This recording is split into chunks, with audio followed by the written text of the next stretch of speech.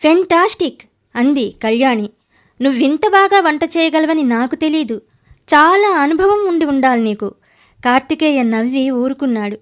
ఆమె అంది, నువ్వు నాకు అబద్ధం చెప్పావు. ఇంతకుముందు చాలా కాలం ఎక్కడో వంట పని చేశావు కదూ. ఆ మాటలకి అతని మనసు చివుక్కుమంది. అయినా ఆ భావాన్ని బయటకు చూపించకుండా ఇంత చిన్న విషయానికి అబద్ధాలు దేనికండి? నాకు కొద్ది పరిచయం ఉంది వంటలో అన్నాడు నెమ్మదిగా. చూడు, నేను దాదాపు 10 సంవత్సరాల నుంచి కోట్లతో వ్యాపారం చేస్తున్నాను. 100 మందితో పని చేయిస్తున్నాను. ఎవరికెంత అనుభవం ఉందో క్షణాల్లో కనిపెట్టగలను. కొంచెం అన్నం వడ్డించమంటారా? మాట మారిస్తే తెలుసుకునేటంత అనుభవం కూడా ఉంది నాకు. అతడు జవాబు చెప్పలేదు. మాట్లాడవేం అంది. మీ క్రింద పనిచేసేవాడిని ఏం మాట్లాడగలను? వ్యక్తిత్వం ఉండాలి. నిజం చెప్పటానికి ధైర్యం కావాలి. నన్ను ఉద్యోగంలోంచి తీసేయరుగా?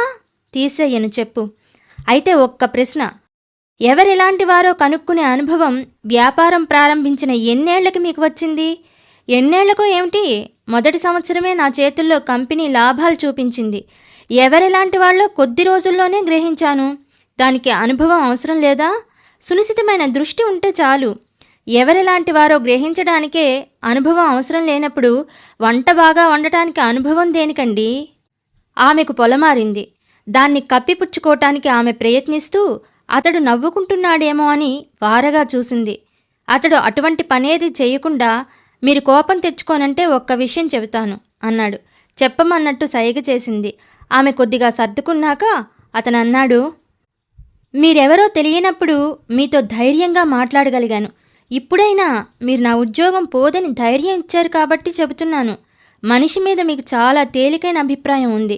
మీ మీద మీకు అంతులేని విశ్వాసం ఉండటం తప్పులేదు. కానీ మన సిద్ధాంతమే కరెక్ట్ అనుకోవటం, అవతలి వ్యక్తి మీద నమ్మకం లేకపోవటం తగదు. వంట ఎలా చేస్తావు అన్నారు. నేను జీవితంలో మొట్టమొదటిసారిగా బంగాళదుంపలు వండినప్పుడు కూర కారంగా ఉండి దుంపలు చప్పగా ఉన్నాయి. దుంపలకి ఉప్పు కారం ఎందుకు పట్టలేదా అని ఆలోచించాను. దుంపల్లో ఉన్న నీరు బయటికి వచ్చి అందులోకి ఉప్పు కారం ప్రవేశించాలంటే వాటిని నీళ్లల్లో ఉడకబెట్టకూడదు. అలా చేసే ముందు ఉప్పు నీళ్లలో కొన్ని గంటలు నానపెట్టాలి, లేదా ఉప్పు కారం వేసి నూనెలో కాస్త వేయించాలి అని అనుకున్నాను. కారణం, దుంపలో ఉన్న నీటి కన్నా వెలుపలి నూనె బాయిలింగ్ పాయింట్ ఎక్కువ. అలాగే పుడ్డింగ్లో ఉట్టి పాల కన్నా మేగడ తరకలు ఉన్న పాలైతే రుచిగా ఉంటుందని గ్రహించాను. 4 గుప్పెళ్ళు బియ్యం మసాలాలో వేయించి పులావులో కలిపి వండితే ఆ రుచి వేరుగా ఉంటుందని తెలుసుకున్నాను. కొట్టిన కోడిగుడ్డు 2 నిమిషాల కన్నా ఎక్కువ ఉండకూడదని, ఆమ్లెట్ ఎప్పుడూ నూనెలో వేయించకూడదని, నెయ్యిలో వేయించాలని తెలిసింది. చిక్కటి గంజి కన్నా పెద్ద గిన్నెలో ఎక్కువ నీళ్లు పోసి వార్చేస్తే అన్నం పొడి పొడిగా ఉంటుంది అని 2 రోజుల అనుభవం నేర్పింది. కొందరు ఆడవాళ్లు ఇలాంటివి కొద్ది రోజుల్లో తెలుసుకుని ఉండవచ్చు. మరికొందరు మనువులు పుట్టినా తెలుసుకోకపోయి ఉండవచ్చు. కాబట్టి వంట బాగా వండటానికి సంవత్సరాల తరబడి అనుభవానికి సంబంధం లేదు. సునిశితమైన దృష్టి ఉంటే చాలు. ఆమె చివరి మాట ఆమెకే ఒప్పజెప్తున్నట్టు అన్నాడు. ఆమె మొహం ఎర్రబడింది. అది చెప్పటానికైనా వంటల మీద ఇంత సుదీర్ఘమైన ఉపన్యాసం ఇచ్చావు? ఇవన్నీ నాకు తెలుసు, వంట నేను చేయగలను అంది. అయితే చెప్పండి, అన్నం ఉడకగానే ప్రెషర్ కుక్కర్ ఏ రీజన్ వల్ల విజిల్ వేస్తుంది?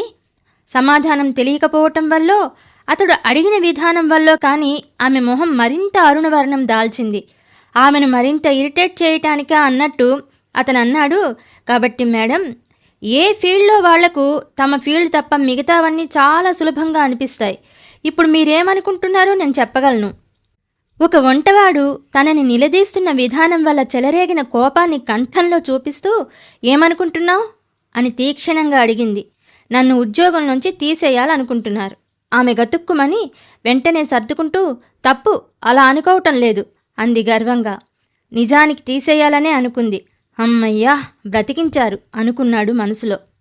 ఆ రాత్రి ఆమె పాలిట కాళరాత్రి అయ్యింది. 9:30కి గుండెల మధ్య సన్నటి మంట మొదలైంది. బయట వర్షం ధారాపాతంగా కురుస్తున్నా ఆమె శరీరం చెమటతో తడిసిపోయింది. నాలుక గొంతులోకి లాగేస్తున్నట్టు వెనక్కి వెళ్ళిపోతోంది. 5 నిమిషాలు అయ్యేసరికి ఆమె శరీరం స్వాధీనం తప్పింది. ఒంటి మీద ఉన్న నైటీ తీసి విసిరేసి ప్రక్కనే స్టూల్ మీద ఉన్న వాటర్ బాటిల్లో నీళ్లు మొహం మీద నుంచి ఒంటి మీదకు వంపుకుంది. మొహం మీద నీళ్లు పడగానే ఆమె కాస్త స్పృహలోకి వచ్చింది.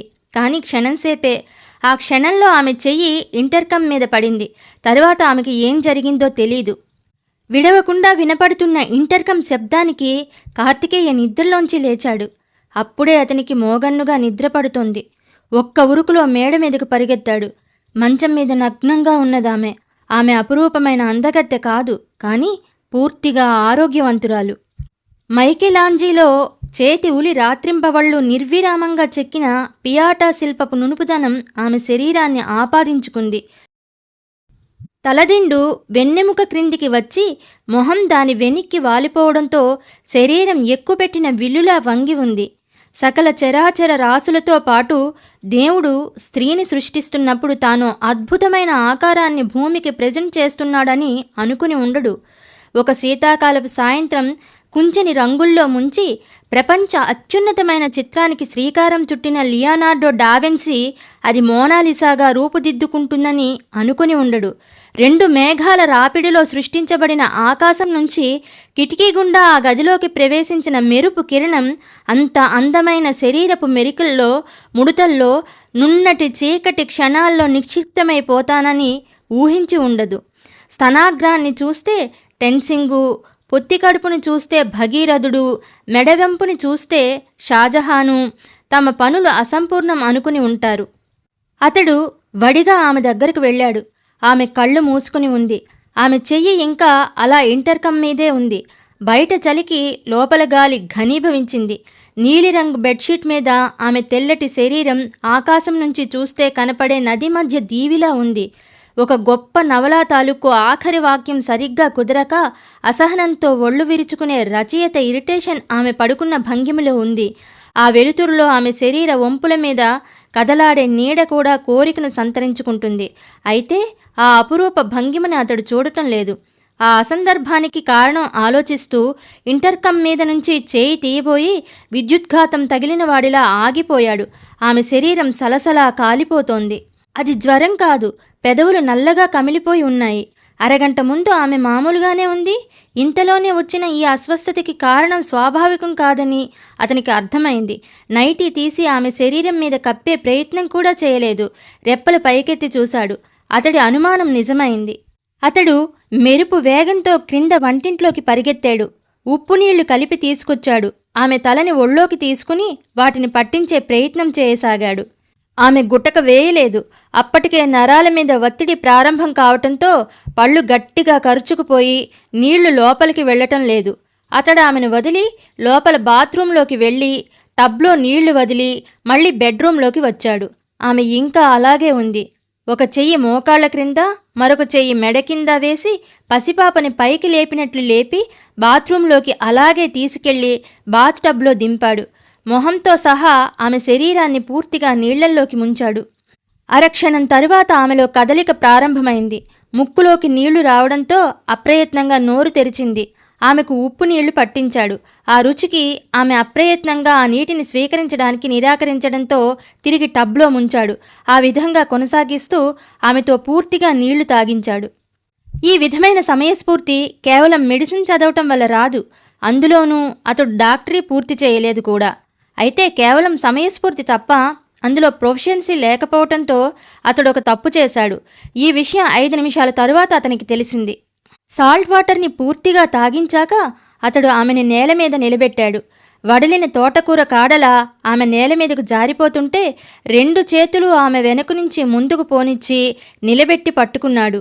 ఆమెతో పాటు విల్లులా ముందుకు వంగి నాభి కింద ప్రాంతం నుంచి కడుపుని గట్టిగా ఒత్తుతూ చేతుల్ని పైకి పాకించాడు.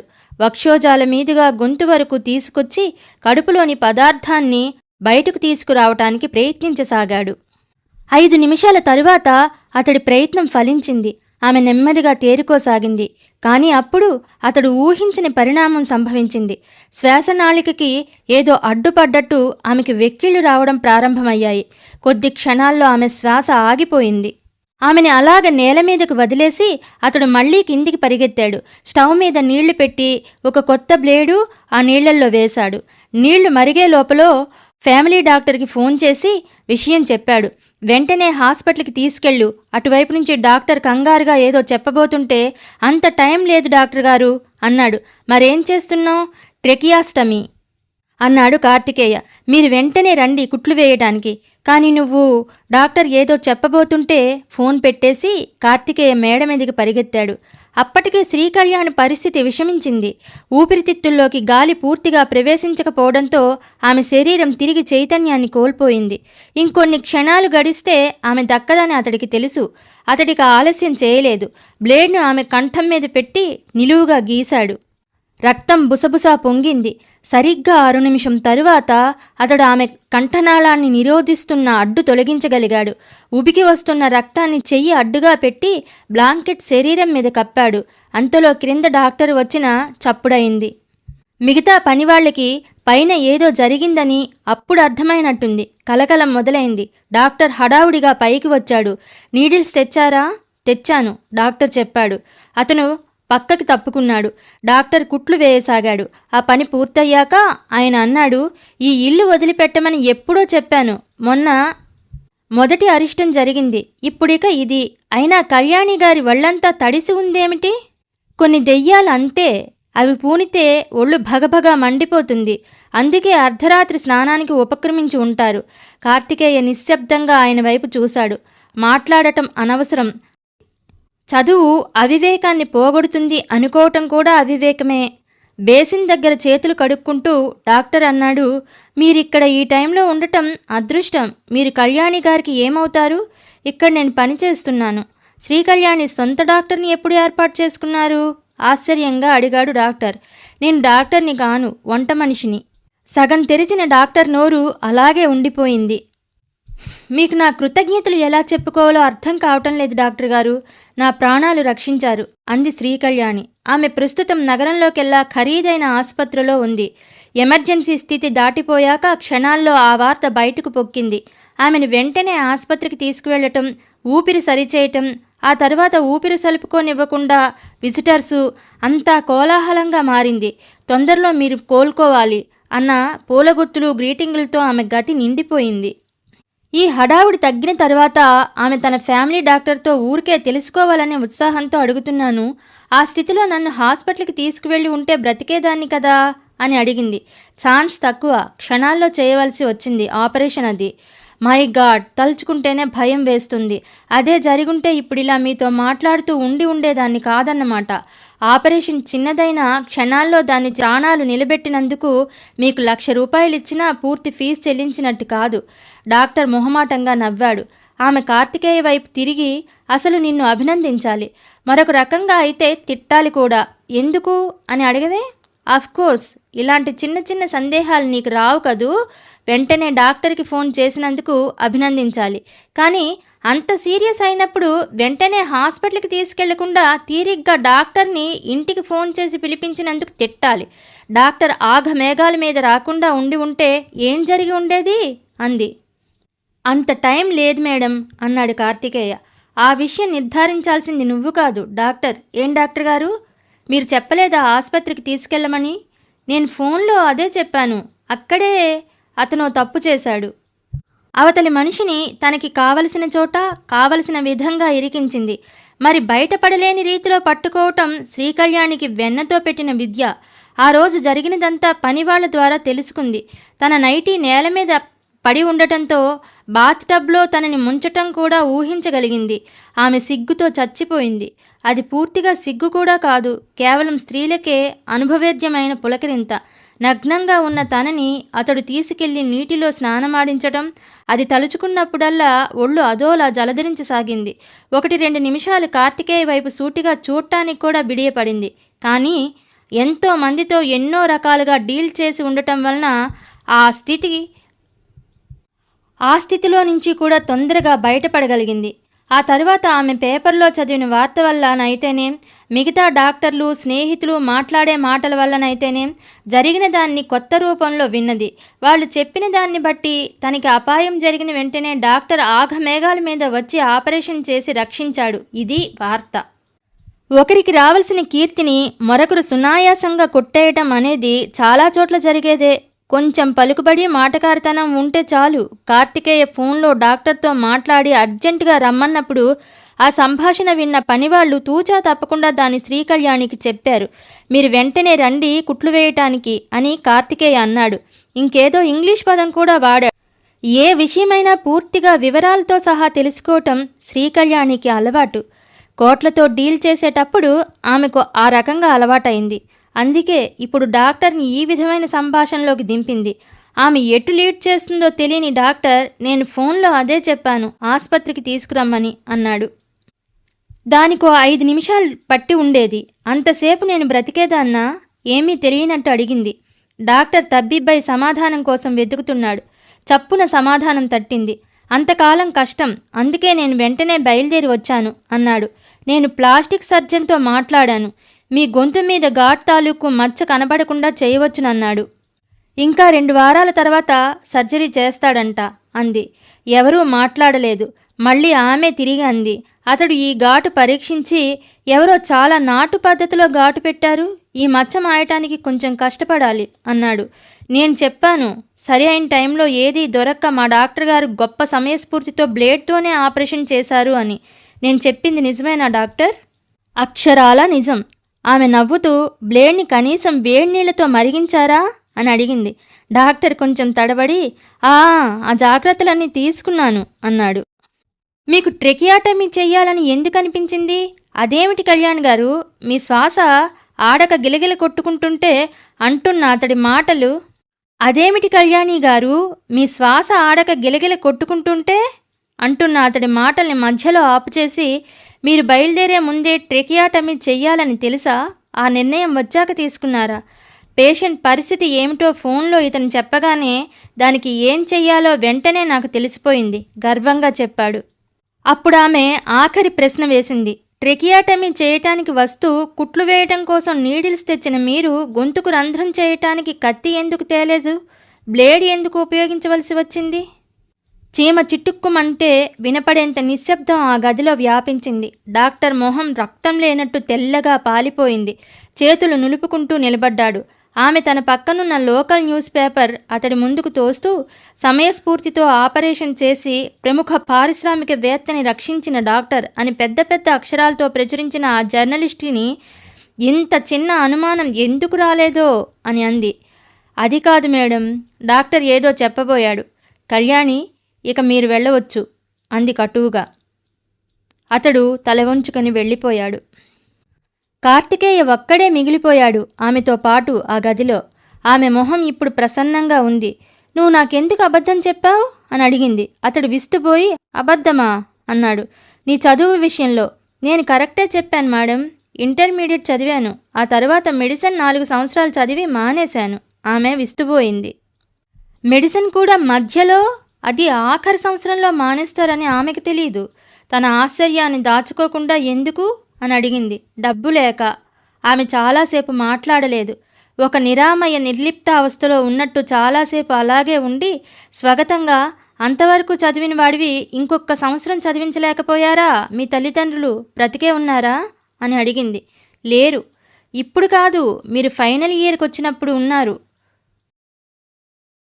ఉన్నారా? ఆమె మరింత ఉద్విగ్నురాలై, మరెందుకు చదివించలేదు? ఓ, డబ్బు లేక అన్నారు కదూ. ఎంత డబ్బు లేకపోయినా ఫైనల్ ఇయర్ మెడిసిన్ చదువుతున్న వాడి చదువు ఆపు చేస్తారా? కడుపు మార్చుకునైనా పెడతారే. మీ తండ్రి ఎవరు? ఏం చేసేవారు అని అడిగింది. అతడు చెప్పిన జవాబు విని ఆమె అదిరిపడింది. ఆమె గొంతు కీచుగా ధ్వనించింది. జమీందార్ జగదీష్ మీ తండ్రా? ఎగ్జైటింగ్గా అడిగింది. అతడు తలూపాడు. ఆయన కూడా డబ్బు లేక మీ చదువు ఆగిపోయిందా? అయినా కూడా డబ్బు లేక మీ చదువు ఆగిపోయిందా? అతడు సమాధానం చెప్పలేదు. ఐఎమ్ సారీ కోపంగా అంది. అతడు తలదించుకున్నాడు.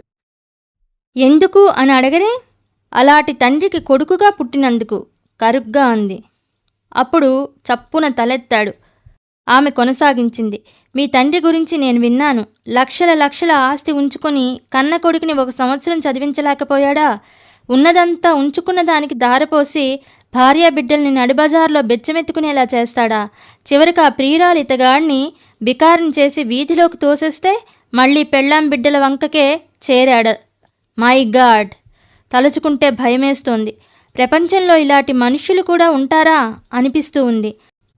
బయటేదో అలికిడి అయితే అక్కడి నుంచి వెళ్ళబోయాడు. ఒక్క ప్రశ్నకి జవాబు చెప్తారా? అతను ఆగాడు. మీ తండ్రంటే మీకు అసహ్యం వేయటం లేదు? ఆ టాపిక్ వదిలిపెట్టేయండి. దాన్ని చర్చించడం నాకిష్టం లేదు. ఆమె ఆవేశంగా ఎందుకు లేదు అని అడిగింది భావరహితమైన వదనంతో. కొన్ని విషయాలు కొందరికి చర్చించడం ఇష్టం ఉండదు అంతే అన్నాడు. ఆమె మరింత ఆవేశం చెంది గట్టిగా అంది, ఇష్టం లేకపోవటం కాదు, మీకు భయం. మీ మనస్తత్వం నాకు బాగా అర్థమైంది. మీకు జీవితంలో కానీ సమస్యల్లో కానీ ఎదుటి వ్యక్తులతో కానీ పోరాడటం చేత కాదు. మీకు సమస్యలంటే భయం, వాస్తవం అంటే భయం. మీకు డబ్బు సంపాదించటం చేత కాదు. ఒక రకంగా చెప్పాలంటే డబ్బు సంపాదించడానికి కూడా ధైర్యం, తెగింపు, పోరాడే గుణం అన్నీ ఉండాలి. అవేవి మీకు లేవు. చాలామందికి అవి ఉండవు కూడా. అందుకనే వారు మన్ను తిన్న పాములా సామాన్యంగా బ్రతికేస్తూ ఉంటారు. కానీ ఈ విషయాల్లో మీరు తెలివైన వాళ్ళు. మీ పిరికితనానికి, ఆవేశరహిత గుణానికి మంచి మంచి పేర్లు పెట్టుకున్నారు. గొప్ప గొప్ప సిద్ధాంతీకరణలు చేసుకున్నారు. నేను అబద్ధం చెప్పను, నేను నిజాయితీ పరుణ్ణి, నాకు కోపం కానీ ఆవేశం కానీ రావు లాంటి ఆత్మవంచనలతో మిమ్మల్ని మీరు మోసం చేసుకుంటున్నారు. ఎడారిలో 1,00,000 రూపాయలు దొరికిన మనిషి తిరిగి తీసుకువచ్చి ఇవ్వటంలో నిజాయితీ ఉంది. కానీ దాన్ని దొంగలిస్తే పోలీసులకి దొరికిపోతానేమోనన్న భయం కూడా ఉంది. ఆ రోజు మీకు గుర్తుందా? నా చెప్పులు తెగిపోయిన రోజు మీకు 10 రూపాయలు ఇచ్చి కుట్టించుకు రమ్మంటే కుట్టడానికి ఖర్చు 6 రూపాయలు అయిందని 3 నా చేతిలో పెట్టారు. ఎందుకలా చేశారో నాకు తెలుసు. కుట్టించుకుని వచ్చినందుకు మీ ఛార్జెస్ 1 రూపాయి. నిజానికి మీరు ఏ లెక్క చెప్పకపోయినా నేనేమి అనుకోను. కానీ మీ నిజాయితీతో పాటు డబ్బు విషయంలో మీరు ఎంత సరిగ్గా ఉంటారో నాకు తెలియాలని మీ ఉద్దేశ్యం. అక్కడే కనపడుతున్నాయి మీ తెలివితేటలు. ఇంకెవరైనా అయితే 3 రూపాయలు తిరిగిచ్చి ఊరుకునేవారు. ఇప్పుడు మీ చదువు విషయంలో కూడా అంతే. మీరు డాక్టరీ చదవాలనుకున్నది ఎప్పుడో ఒకప్పుడు బయటపడుతుందని మీకు తెలుసు. అది నాకు అకస్మాత్తుగా తెలియాలి అని మీ ఉద్దేశ్యం. అప్పుడు నా సంబోధన నువ్వులోంచి మీరులోకి మారాలి. నేను థ్రిల్ అవ్వాలి. అవునని మీరు ఒప్పుకోలేరు. అసలు మీరు వాదించలేరు. నేను చెప్పానుగా, వాదించడానికి ధైర్యం కావాలి.